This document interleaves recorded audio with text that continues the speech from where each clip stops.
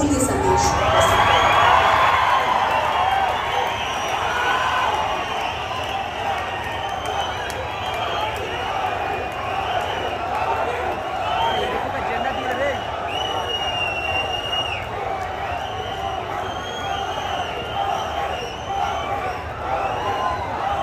सोदरा सोदरी मनुलको नमस्कार मलो। आंध्र प्रदेश के governor S Abdul Nazeer जी, यहाँ के लोकप्रिय और कर्मठ मुख्यमंत्री श्री चंद्रबाबू नायडू जी, केंद्रीय मंत्री के राममोहन नायडू जी, चंद्रशेखर पम्मसानी जी, भूपति राजू श्रीनिवास वर्मा जी, उप मुख्यमंत्री पवन कल्याण जी, राज्य सरकार में मंत्री नारा लोकेश जी, अन्य सभी मंत्रीगण, BJP state president PVN Madhav ji, सभी सांसद, विधायकगण और विशाल संख्या में हमें आशीर्वाद देने के लिए आए हुए बहनों और भाइयों, आंध्र प्रदेश गवर्नर एस अब्दुल नजीर गाరికి, लोकप्रिय मुख्यमंत्री आंध्र प्रदेश चंद्रबाबू नायडू गाరికి, केंद्र मंत्रुలు राममोहन चंद्रशेखर गाరికి, भूपति राजू श्रीनिवास वर्मा गाరికి, उप मुख्यमंत्री वर्युలు पवन कल्याण गाరికి, राष्ट्र ప్రభుత్వంలో మంత్రి వర్యులు లోకేష్ గారికి, ఇతర మంత్రులకి, बीजेपी రాష్ట్ర అధ్యక్షులు పీవీఎన్ మాధవ్ గారికి, ఎంపీలకు, ఎమ్మెల్యేలకు, ఇంత పెద్ద ఎత్తున ఈ సభని మమ్మల్ని ఆశీర్వదించడానికి విచ్చేసినటువంటి మా సోదర సోదరీమణులకు అందరికీ కూడా హృదయపూర్వక నమస్కారాలు। सबसे पहले मैं अहोबिलम के भगवान नरसिंह स्वामी और महानंदी के श्री महानंदीश्वर स्वामी को प्रणाम करता हूँ। मैं मंत्रालय के गुरु श्री राघवेंद्र स्वामी से भी हम सभी के लिए आशीर्वाद मांगता हूँ। ముందుగా మన అహోబిలం నరసింహ స్వామికి మరియు మహానంది శ్రీ మహానందీశ్వర స్వామికి నమస్కరించుకుంటున్నాను। అలా మంత్రాలయంలో గురువు గారు శ్రీ రాఘవేంద్ర స్వామి వారి ఆశీస్సులు కూడా మనందరికీ ఉండాలని కోరుకుంటున్నాను। साथियों, द्वादश ज्योतिर्लिंग स्तोत्रम के पाठ में आता है, सौराष्ट्रे सोमनाथम च श्रीशैले मल्लिकार्जुनम, यानी द्वादश ज्योतिर्लिंगों में प्रथम भगवान सोमनाथ और द्वितीय भगवान मल्लिकार्जुन का नाम एक साथ आता है।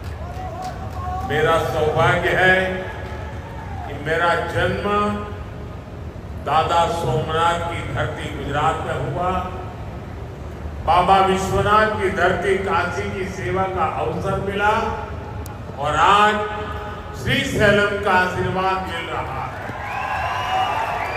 మిత్రులారా, ద్వాదశ జ్యోతిర్లింగ స్తోత్రంలో ఎలా చెప్పబడింది, సౌరాష్ట్రే సోమనాథం చ శ్రీశైలే మల్లికార్జునం, అంటే 12 జ్యోతిర్లింగాలలో మొట్టమొదటి సోమనాథుడైతే రెండవది మన మల్లికార్జునుడు। నా అదృష్టం ఏంటంటే దాదా సోమనాథుని భూమి అయిన గుజరాత్ లో నేను జన్మించాను, అలాగే బాబా విశ్వనాథుని భూమి అయిన కాశీకి సేవ చేసే అవకాశం నాకు లభించింది। మరియు ఈ రోజు నేను శ్రీశైలం స్వామి వారి ఆశీస్సులు ఈ రోజు పొందాను।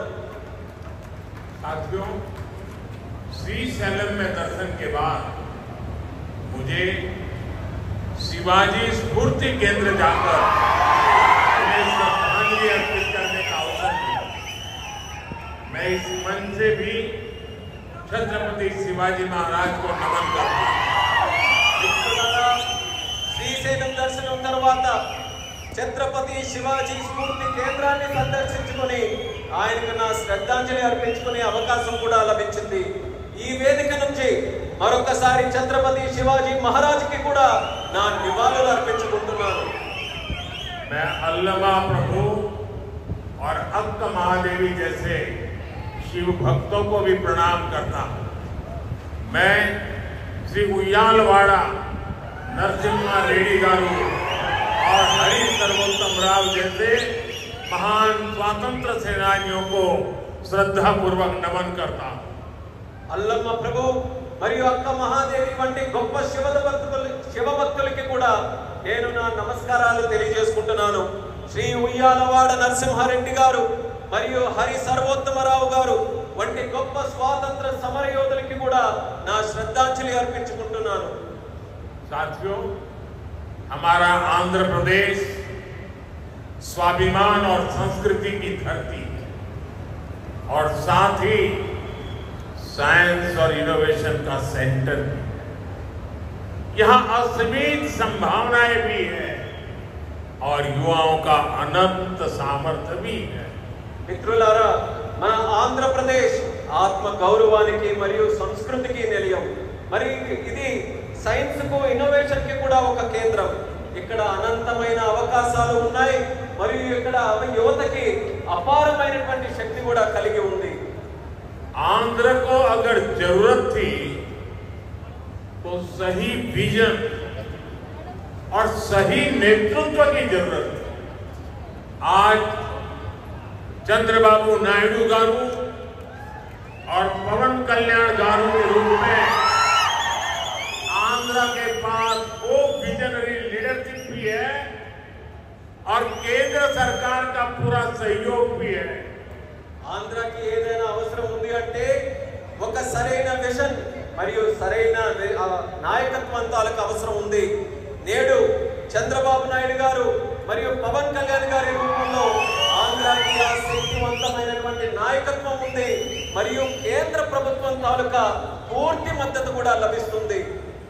साथियों, पिछले 16 महीनों में आंध्र प्रदेश में विकास की गाड़ी तेज गति से दौड़ रही है. डबल इंजन की सरकार में अभूतपूर्व प्रगति हो रही है. आज दिल्ली और अमरावती मिलकर तेज विकास की दिशा में आगे बढ़ रहे हैं. మిత్రులారా, గత 16 నెలల్లో ఆంధ్రప్రదేశ్ లో అభివృద్ధి తాలూకా వాహనం శరవేగంగా కదులుతుంది. డబుల్ ఇంజిన్ ప్రభుత్వంలో రాష్ట్రం అపూర్వమైన ప్రగతి కూడా సాధిస్తుంది. నేడు ఢిల్లీ మరియు అమరావతి ఈ రెండు కలిసి వేగవంతంగా అభివృద్ధి వైపు ముందుకు సాగుతున్నాయి. और जैसा चंद्रबाबू ने कहा, इस तेज गति को देख करके मैं कह सकता हूं कि 2047 में आजादी के जब 100 साल होंगे, विकसित भारत होके रहेगा. చంద్రబాబు గారు చెప్పినట్టు నేను చెప్పగలను. 2047 నాటికి ఎప్పుడైతే భారతదేశం 100 సంవత్సరాల స్వాతంత్రం సంపాదించుకుని తయారవుతుందో ఆనాటికి ఖచ్చితంగా ఈ భారతదేశం వికసిత భారతదేశంగా తయారవుతుంది. अभी बाबू ने बहुत ही भावना के साथ अपने विचारों को व्यक्त किया, लेकिन मैं विश्वास से कहता हूं कि 21वीं सदी हिंदुस्तान की सदी होने वाली है. 21वीं सदी 140 करोड़ हिंदुस्तानियों की सदी होने वाली है. ఇప్పుడు బాబు గారు ఎంతో ఆవేదనతో భావాలతో మాట్లాడారు. అదే రకంగా నేను కూడా చెప్పగలను. ఈ 21వ శతాబ్దం భారతదేశం తాలూకా శతాబ్దం. ఈ 21వ శతాబ్దం భారతీయులు 140 కోట్ల భారతీయుల తాలూకా శతాబ్దం ఇది. साथियों, आज भी यहां सड़क, बिजली, रेलवे, हाईवे और व्यापार से जुड़े कई प्रोजेक्ट्स का उद्घाटन और शिलान्यास किया गया. ये प्रोजेक्ट राज्य में कनेक्टिविटी को मजबूत करेंगे, इंडस्ट्री को बढ़ावा देंगे और लोगों के जीवन को आसान बनाएंगे। మిత్రులారా, నేడు రోడ్లు, విద్యుత్ రంగం, రైల్వే, హైవేలు మరియు వాణిజ్యానికి సంబంధించిన అనేక ప్రాజెక్టులకి శంకుస్థాపన మరియు ప్రారంభోత్సవం చేసుకుంటున్నాం. ఈ ప్రాజెక్టుల వల్ల రాష్ట్రంలో కనెక్టివిటీ బలోపేతం అవుతుంది మరియు పరిశ్రమలకి ఊతమిస్తూ మరియు ప్రజల జీవితాన్ని కూడా సులభం చేసే అవకాశం కల్పిస్తుంది. इन परियोजनाओं से करनूल और आसपास के इलाकों को बहुत फायदा मिलेगा। मैं इन परियोजनाओं के लिए राज्य के सभी लोगों को बधाई देता हूं। ఈ ప్రాజెక్టుల వల్ల కర్నూలు మరియు పరిసర ప్రాంతాలకు ఎంతో ప్రయోజనం చేకూరుతుంది. ఈ ప్రాజెక్టుల కోసం రాష్ట్ర ప్రజలందరికీ కూడా మరొకసారి నా తాలూకా అభినందనలు తెలియజేసుకుంటున్నాను. साथियों, किसी भी देश और राज्य विकास के लिए एनर्जी सिक्योरिटी बहुत जरूरी है। आज यहां बिजली के क्षेत्र में अराउंड 3000 करोड़ रुपए का ट्रांसमिशन प्रोजेक्ट शुरू हुआ है। इससे देश की एनर्जी कैपेसिटी और बढ़ेगी। మిత్రులారా, ఏ దేశమైనా రాష్ట్రమైనా అభివృద్ధి చెందాలనంటే ఇంధన భద్రత చాలా కీలకం. నేడు విద్యుత్ రంగంలో కూడా దాదాపు 3000 కోట్ల రూపాయల విలువైన ట్రాన్స్మిషన్ ప్రాజెక్టులు కూడా మనం ప్రారంభించుకుంటున్నాం. దీని ద్వారా దేశం తాలూకా ఇంధన సామర్థ్యం కూడా మరింత పెరగబోతుంది. साथियों, तेज विकास के बीच हमें पुरानी स्थितियों को भी भूलना नहीं। 11 साल पहले जब केंद्र में कांग्रेस सरकार थी, तब प्रति व्यक्ति इलेक्ट्रिसिटी की खपत औसतन 1000 यूनिट से भी कम थी। तब देश को ब्लैकआउट जैसी चुनौतियों का भी सामना करना पड़ता। हमारे गांवों में बिजली का खंभा भी नहीं लगा था। మిత్రులారా, వేగవంతమైన అభివృద్ధి మధ్య మనం గతాన్ని మాత్రం మర్చిపోకూడదు. 11 సంవత్సరాల క్రితం కేంద్రంలో కాంగ్రెస్ ప్రభుత్వం అధికారంలో ఉన్నప్పుడు సగటు తలసరి విద్యుత్ వినియోగం 1000 యూనిట్ల కంటే చాలా తక్కువగా ఉండేది. అప్పుడు దేశం కూడా అనేక విద్యుత్ కోతల వంటి సవాళ్లు కూడా ఎదుర్కొంది. వేలాది గ్రామాలలో కనీసం విద్యుత్ స్తంభాలు కూడా ఏర్పాటు చేయలేనటువంటి దుస్థితి ఉండేది. आज क्लीन एनर्जी से लेकर देश के टोटल एनर्जी प्रोडक्शन तक भारत हर क्षेत्र में नए रिकॉर्ड बना रहा। आज देश के हर गांव तक बिजली पहुंच चुकी। प्रति व्यक्ति इलेक्ट्रिसिटी का इस्तेमाल बढ़कर 1400 यूनिट हो गया। इंडस्ट्री से लेकर हाउस होल्ड तक सबको पर्याप्त बिजली मिल रही है। నేడు భారతదేశంలో క్లీన్ ఎనర్జీ నుంచి టోటల్ ఎనర్జీ ప్రొడక్షన్ వరకు ప్రతి రంగంలో కూడా మన దేశం కొత్త రికార్డుల్ని సమకూర్చుకుంటుంది. నేడు దేశంలోని ప్రతి గ్రామం కూడా మనం చూసుకుంటే విద్యుదీకరణ జరిగింది. తలసరి విద్యుత్ వినియోగం ఇప్పుడు 1400 యూనిట్లకి పెరిగింది. పరిశ్రమ నుండి గృహాల వరకు ప్రతి ఒక్కరికి కూడా తగినంత విద్యుత్ ఈ రోజు చక్కగా లభిస్తుంది.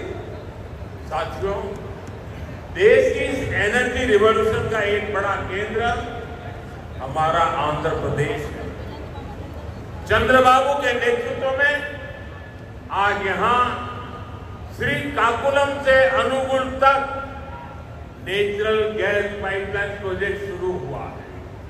ये पाइपलाइन लगभग 15 लाख घरों को गैस सप्लाई देगी।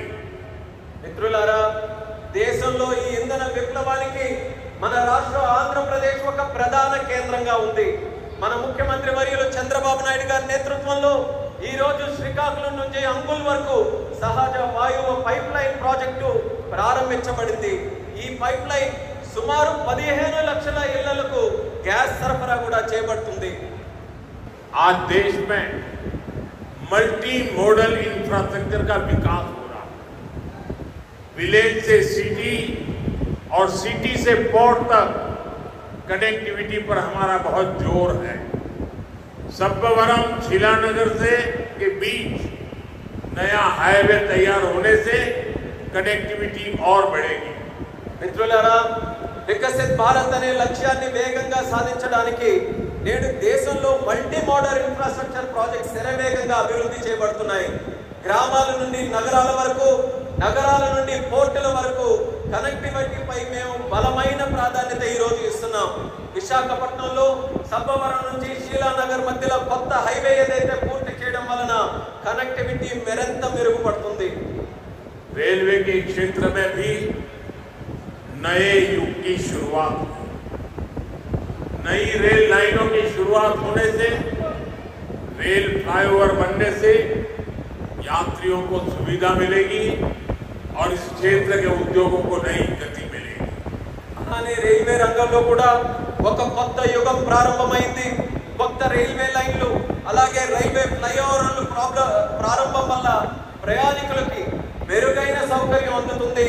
మరియు ఈ ప్రాంతంలో పరిశ్రమలకు కూడా ఒక కొత్త ఊతం వస్తుంది. साथियों, आज 2047 के विकसित भारत का संकल्प हम सबके सामने, और इस संकल्प को स्वर्ण आंध्रा के लक्ष्य से नई ऊर्जा मिल रही है। हम सब जानते हैं, जब टेक्नोलॉजी की बात होती है तो हमारा आंध्र और यहाँ के युवा बहुत आगे रहते हैं। डबल इंजन की सरकार में हम आंध्रा के इस पोटेंशियल को और बढ़ा रहे हैं। మిత్రులారా, ఈ రోజు 2040 నాటికి వికసిత్ భారతదేశం మనం సాధించాలనే సంకల్పంతో అందరం కూడా ముందుకు నడుస్తున్నాం. మరియు ఈ సంకల్పానికి స్వర్ణాంధ్రప్రదేశ్ అనే లక్ష్యం మరింత శక్తిని అందిస్తుంది. మనందరికీ తెలుసు, టెక్నాలజీ విషయానికి వస్తే మన ఆంధ్రప్రదేశ్ అలాగే మరియు ఇక్కడ యువత చాలా ముందుంటారు. డబల్ ఇంజిన్ ప్రభుత్వంలో మేము ఆంధ్రప్రదేశ్ యొక్క ఈ ప్రత్యేక సామర్థ్యాన్ని మరింత పెంచబోతున్నాం. साथियों, आज भारत की और आंध्र प्रदेश की स्पीड और स्कोप, इसको पूरी दुनिया देख रही है। 2 दिन पहले ही आंध्र प्रदेश में गूगल ने बड़ा निवेश करने का ऐलान किया है। మిత్రులారా, ఈ రోజు భారతదేశం మరియు ఆంధ్రప్రదేశ్ యొక్క వేగం మరియు సామర్థ్యం యావత్ ప్రపంచం గమనిస్తుంది. 2 రోజుల క్రితం గూగుల్ లాంటి ప్రధానమైన సంస్థ ఆంధ్రప్రదేశ్ లో ఒక పెద్ద పెట్టుబడిని కూడా ప్రకటించింది. गूगल यहाँ हमारे आंध्र प्रदेश में भारत का पहला आर्टिफिशियल इंटेलिजेंस हब बनाने जा रही है। और कल जब मैं गूगल के सीईओ से बात कर रहा था, उन्होंने मुझे कहा कि अमेरिका के बाहर दुनिया के कई देशों में हमारा निवेश है, लेकिन सबसे ज्यादा निवेश अब हम आंध्र में करने जा रहे हैं। इस नए एआई हब में powerful AI infrastructure, data centre capacity, large scale energy sourcing और एक्सपांडेड फाइबर ऑप्टिक नेटवर्क शामिल है।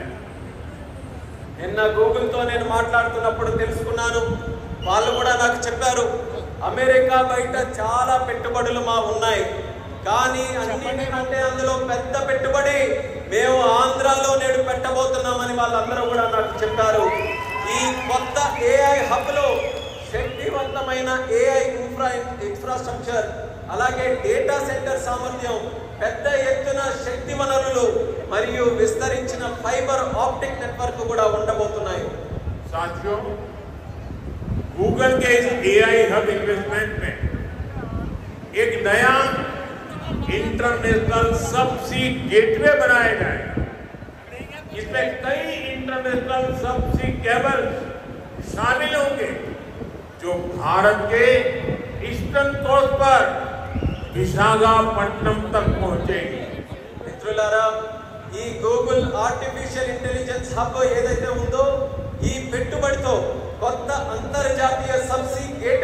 తయారవబోతుంది. ఇందులో అంతర్జాతీయ సబ్సీ కేబుల్ వల్ల మన భారతదేశం యొక్క తూర్పు తీరంలో ఉన్న విశాఖపట్నం నగరం మరింత బలోపేతమై ఈ కేబుల్స్ అన్ని కూడా అక్కడ చేరుకోబోతున్నాయి. साथियों, इस प्रोजेक्ट से विशाखापट्टनम एक एआई और कनेक्टिविटी हब के रूप में स्थापित होगा। ये केवल भारत ही नहीं बल्कि पूरी दुनिया को सेवा देगा। मैं इसके लिए आंध्र के लोगों को विशेष बधाई देता हूं और चंद्रबाबू के विजन की भूरी भूरी प्रशंसा करता हूं। మిత్రులారా, ఈ ప్రాజెక్టు విశాఖపట్నం ఒక ఆర్టిఫిషియల్ ఇంటెలిజెన్స్ మరియు కనెక్టివిటీ హబ్ గా ఏర్పాటు చేయబోతుంది. ఇది కేవలం భారతదేశానికే కాకుండా యావత్ ప్రపంచానికి కూడా ఇది సేవ చేయబోతుంది. దీనికి ఆంధ్రప్రదేశ్ రాష్ట్ర ప్రజలందరికీ కూడా ప్రత్యేక అభినందనలు తెలియజేసుకుంటున్నాను. అలాగే మన ముఖ్యమంత్రి వర్యులు చంద్రబాబు నాయుడు గారి తాలూకా విజన్ కి కూడా ప్రత్యేకంగా నేను ప్రశంసిస్తున్నాను. साथियों, भारत के विकास के लिए आंध्र प्रदेश का विकास जरूरी है और मैं मानता हूं आंध्र के विकास के लिए रायलसीमा का विकास भी जरूरी है। आज कर्नूल की जमीन पर जो काम शुरू हुए हैं, ये रायलसीमा के हर जिले में जॉब्स और प्रॉस्पेरिटी के नए दरवाजे खोलेंगे। इन प्रोजेक्ट से यहाँ इंडस्ट्रियल डेवलपमेंट को और गति मिलेगी। మిత్రులారా, భారతదేశ అభివృద్ధికి ఆంధ్రప్రదేశ్ అభివృద్ధి చాలా అవసరం. అలానే ఆంధ్రప్రదేశ్ యొక్క అభివృద్ధికి రాయలసీమ అభివృద్ధి కూడా అంతే అవసరమైనదని నేను నమ్ముతున్నాను. ఈ రోజు కర్నూలు గడ్డపై ప్రారంభమైన పనులు రాయలసీమలోని ప్రతి జిల్లాలో ఉద్యోగాలు సృష్టిస్తాయి మరియు ఈ ప్రాంత ప్రగతికి సరికొత్త ద్వారాలు కూడా తెరిపిస్తాయి. ఈ ప్రాజెక్టుల ద్వారా ఇక్కడ పారిశ్రామిక అభివృద్ధి మరింత వేగవంతంగా ముందుకు నడుస్తుంది. साथियों, हमें आंध्र प्रदेश के तेज विकास के लिए नए इंडस्ट्रियल कॉरिडोर और हब बनाने होंगे। इसके लिए सरकार अरवक्कल और कोप्परती को आंध्र प्रदेश की नई इंडस्ट्रियल आइडेंटिटी के रूप में डेवलप कर रही है। अरवक्कल और कोप्परती में निवेश बढ़ने से रोजगार के नए अवसर भी लगातार बढ़ रहे हैं. మిత్రులారా, ఆంధ్రప్రదేశ్ వేగవంతమైన అభివృద్ధి కోసం మనం కొత్త పారిశ్రామిక కారిడార్లను మరియు కేంద్రాలను సృష్టించుకోవాలి. ఈ లక్ష్యంతో ఆంధ్రప్రదేశ్ ప్రభుత్వం ఓర్వకల్ మరియు కొప్పర్తి ఈ రెండు కొత్త పారిశ్రామిక కారిడార్స్ ను కూడా గుర్తించి అభివృద్ధి చేస్తుంది. ఓర్వకల్లో మరియు కొప్పర్తిలో పెరుగుతున్న పెట్టుబడులతో ఉపాధి అవకాశాలు కూడా క్రమంగా పెరుగుతున్నాయి. साथियों, आज दुनिया भारत को 21वीं सदी के नए मैन्युफैक्चरिंग सेंटर के रूप में देख रही है. इस सफलता का सबसे बड़ा आधार है आत्मनिर्भर भारत का विजन. हमारा आंध्र प्रदेश आत्मनिर्भर भारत की सफलता का एक प्रमुख केंद्र बन रहा है. మిత్రులారా, నేడు ప్రపంచం భారతదేశాన్ని 21వ శతాబ్దానికి ఒక తయారీ కేంద్రంగా చూస్తుంది. ఈ విజయానికి అతిపెద్ద పునాది మన ఆత్మనిర్భర్ భారతదేశం యొక్క విజన్. ఆత్మనిర్భర్ భారతదేశం సాధించడానికి మన ఆంధ్రప్రదేశ్ ఒక కీలక కేంద్రంగా మారబోతుంది. साथियों, कांग्रेस सरकारों ने आंध्र प्रदेश की क्षमताओं की उपेक्षा करके पूरे देश का नुकसान किया. जो राज्य पूरे देश को आगे लेकर जा सकता था, उससे खुद अपने विकास के लिए संघर्ष करने की नौबत आ गई. మిత్రులారా, కాంగ్రెస్ ప్రభుత్వాలు గతంలో ఆంధ్రప్రదేశ్ సామర్థ్యాన్ని విస్మరించి మొత్తం దేశానికే నష్టం చేశాయి. మొత్తం దేశాన్ని ముందుకు నడిపించగలిగినటువంటి శక్తి మన ఆంధ్రప్రదేశ్ రాష్ట్రానికి ఉంటే, మన ఆంధ్రప్రదేశ్ రాష్ట్రం మాత్రం తన సొంత అభివృద్ధి కోసం పోరాటం చేసుకునేటటువంటి దుస్థితి కలిగింది. मुझे खुशी है कि अब एनडीए सरकार में आंध्र की तस्वीर बदल रही है। आंध्र प्रदेश चंद्रबाबू जी के नेतृत्व में आत्मनिर्भर भारत की नई ताकत बन रहा है। आंध्र में मैन्युफैक्चरिंग तेजी से बढ़ रही है। నాకెంతో సంతోషంగా ఉంది. ఇప్పుడు మన ఎన్డీఏ ప్రభుత్వంలో ఆంధ్రప్రదేశ్ తాలూకా మొత్తం ముఖ చిత్రం మారుతుంది. ఆంధ్రప్రదేశ్ మన ముఖ్యమంత్రి చంద్రబాబు నాయుడు గారి నేతృత్వంలో ఆత్మనిర్భర్ భారత్ దేశానికి ఒక సరికొత్త శక్తిగా అవతరించబోతుంది. ఆంధ్రప్రదేశ్ లో తయారీ మరియు తయారీ రంగం కూడా శరవేగంగా అభివృద్ధి ఈ రోజు చెందుతున్నాయి. निम्मलूरू में एडवांस नाइट विजन फैक्ट्री का आरंभ रक्षा क्षेत्र में आत्मनिर्भरता प्राप्त करने की दिशा में एक और कदम है। इस फैक्ट्री से नाइट विजन उपकरणों, मिसाइलों के लिए सेंसर और ड्रोन गार्ड सिस्टम बनाने का भारत का सामर्थ्य बढ़ेगा।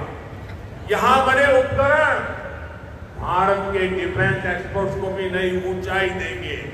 और अभी ऑपरेशन सिंदूर में तो भारत के बनी चीजों की ताकत हमने देख ली है।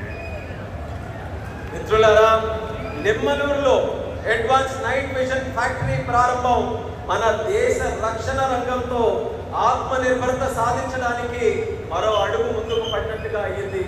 ఈ ఫ్యాక్టరీ భారతదేశ నైట్ విజన్ పరికరాలు, క్షిపణుల కోసం సెన్సార్లు మరియు డ్రోన్ గార్డ్ వ్యవస్థను తయారు చేసే సామర్థ్యం మన దేశానికి పెంచబోతుంది.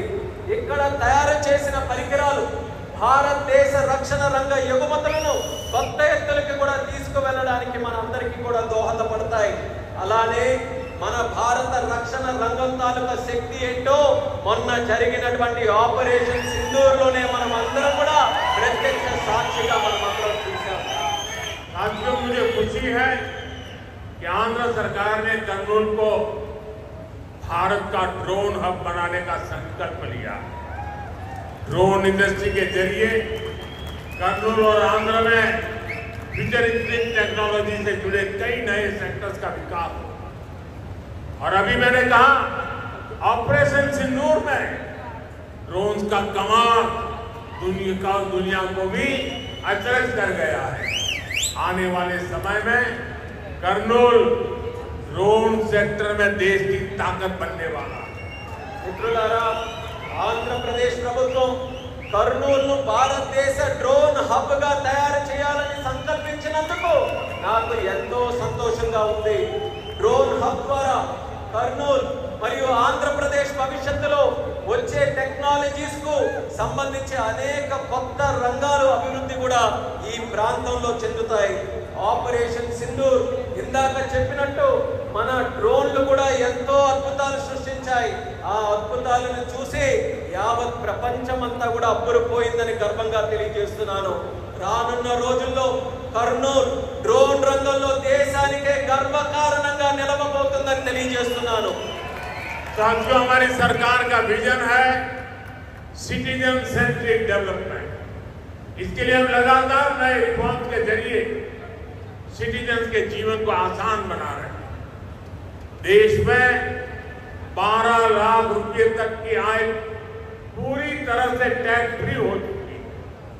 सस्ती दवाइयां, सस्ता इलाज, बुजुर्गों के लिए आयुष्मान कार्ड जैसी अनगिनत सुविधाएं, इनसे ईज ऑफ लिविंग का एक नया अध्याय शुरू हुआ है।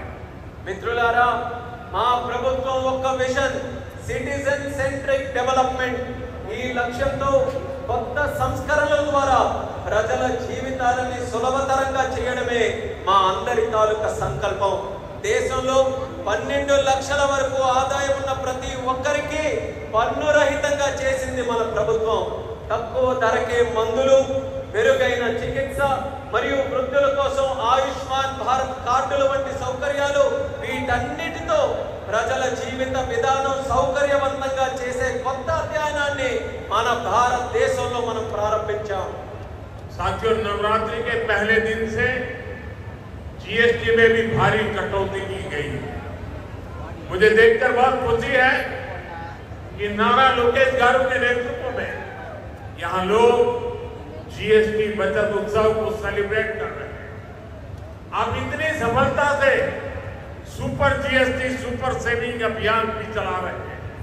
మిత్రులారా, నవరాత్రుల తాలూకా మొట్టమొదటి రోజు నుంచి జీఎస్టీ పై భారం కూడా మన ప్రభుత్వం తగ్గించింది. నాకు చాలా సంతోషంగా ఉంది. యువ నాయకుడు నారా లోకేష్ గారి నాయకత్వంలో ఇక్కడ ప్రజల అందరూ కూడా జీఎస్టీ పొదుపు ఉత్సవాన్ని ఒక పండగ వాతావరణంలో మీరందరూ జరుపుకున్నారు. మీరు సూపర్ జీఎస్టీ సూపర్ సేవింగ్స్ అనే కార్యక్రమం తాలూకా ప్రచారం కూడా ఇంతే విజయవంతంగా ప్రతి ఒక్కరు కూడా నిర్వహించారు. मुझे बताया गया है कि आंध्र प्रदेश लोगों को नेक्स्ट जनरेशन जीएसटी रिफॉर्म से 8,000 करोड़ रुपए से ज्यादा की सेविंग हुई। ये सेविंग इस बार त्योहारों का आनंद और बढ़ा रही है। लेकिन मेरा एक आग्रह भी है, हमें जीएसटी बचत उत्सव को वोकल फॉर लोकल के संकल्प के साथ मनाना है। నాకు ఇప్పుడే చెప్పారు, నెక్స్ట్ జన్ జీఎస్టీ సంస్కరణల ద్వారా ఆంధ్రప్రదేశ్ ప్రజలకు 8,000 కోట్లకి పైగా ఆదా చేసుకునే పరిస్థితి వచ్చింది. ఈ పొదుపులు ఈ పండగ సీజన్ యొక్క ఆనందాన్ని మరింత పెంచబోతున్నాయి. కానీ నా తాలూకా అభ్యర్థన కూడా ఈ రాష్ట్ర ప్రజలందరికీ ఉంది. మనం ఈ జీఎస్టీ పొదుపు ఉత్సవాన్ని ఏదైతే నిర్వహించుకుంటున్నామో ఇందులో మనం స్థానికుల కోసం బలంగా వోకల్ ఫర్ లోకల్ అనే సంకల్పంతో స్థానిక తయారీ రంగాన్ని ప్రోత్సహించే విధంగా జరుపుకోవాలి. साथियों, विकसित आंध्र से ही विकसित भारत का सपना पूरा। मैं एक बार फिर नए प्रदेश के लिए आंध्र प्रदेश के सभी लोगों को बहुत बहुत बधाई देता हूं। मेरे साथ बोलिए भारत माता की। మిత్రులారా, వికసిత ఆంధ్రప్రదేశ్తోనే వికసిత భారతదేశం యొక్క కళ నెరవేరుతుంది. నేను మరోసారి ఈ కొత్త ప్రాజెక్టుల తాలూకా శంకుస్థాపన మరియు ప్రారంభోత్సవం సందర్భంగా ఆంధ్రప్రదేశ్ రాష్ట్ర ప్రజలందరికీ కూడా హృదయపూర్వకమైనటువంటి అభినందనలు తెలియజేసుకుంటున్నాను. భారత్ మాతాకి. जहां कोई 2 बच्चे कब से वो पेंटिंग लेके खड़े हैं, जरा हमारे एसपीजी के लोग इसको कलेक्ट कर लें। ఇద్దరు పిల్లలు ఇక్కడ చిత్రాలను పట్టుకుని ఉన్నారు. ఎస్పీజీ వాళ్ళు కాస్త ఆ చిత్రాలను నా వరకు పంపించవాలి. उनसे कलेक्ट कर लीजिए वहां से। मेरे साथ बोलिए भारत माता की जय, भारत माता की जय, भारत माता की जय। बहुत बहुत धन्यवाद। అందరికీ ధన్యవాదాలు.